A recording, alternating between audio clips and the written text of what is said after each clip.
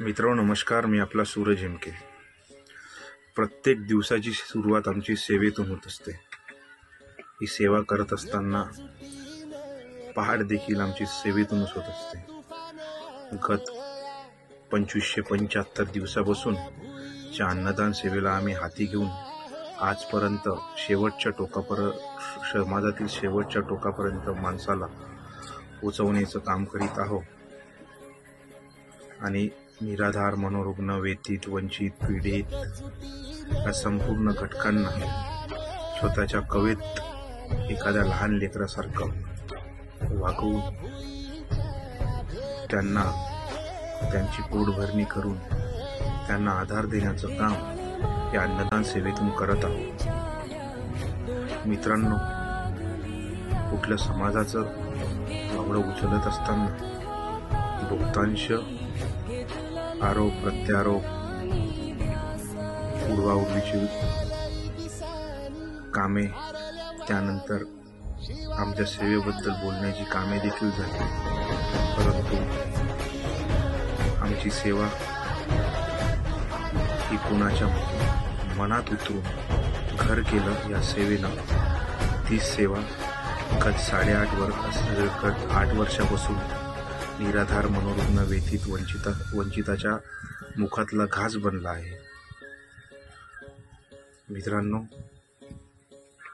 ऊन असो, वारा असो, पाऊस असो, या परिस्थितीत देखील आम्ही आमच्या निराधार, मनोरुग्ण, वेथित, वंचित, पीडित व उपेक्षित या संपूर्ण घटकांना अन्नदानाचा घास भरवण्याचं काम आम्ही करत आलेलो आहोत. कुठल्याही फंडिंगच्या माध्यमातून नव्हे, तर घटंजीकराच्या माध्यमातून व आम्हा सगळ्या मित्रांच्या सहकार्यातून ही अन्नदान सेवा घडत आहे. संस्थेच्या अध्यक्षांनी अन्नदानाच्या सेवेच्या पूर्वीपासून आणि आतापर्यंत देखील या व्यक्तीचा आम्हाला आधार लाभला आहे. माणसानं माणसाच्या कामी यावं आणि ही अन्नदान सेवा अविरतपणे चालू ठेवावी, ही एवढेच आमचे स्वप्न आहे.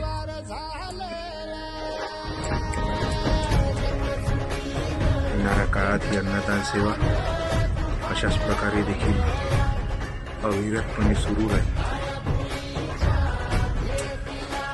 आणि या अन्नदान सेवेच्या माध्यमातून आज 60 निराधार, मनोरुग्ण, वेथित, वंचित, पीडित या लोकांना घास देत असताना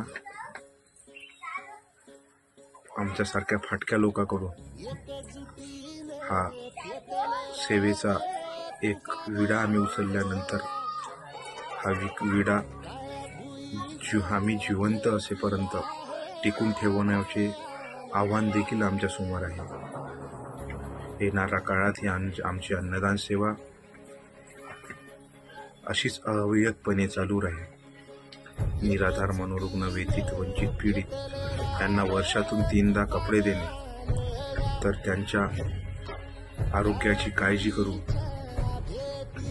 त्यांच्यावर उपचार देखील करणे, सोबतच थंडीच्या काळात ब्लँकेटची ऊब देणे, या प्रकारचे बहुतांश कार्य आमच्या या जिव्हाळ्याची भिंत चॅरिटेबल ट्रस्टच्या माध्यमातून आम्ही करत आलेलो आहोत व यानंतर देखील करत राहू. येणारा काळ सेवेचा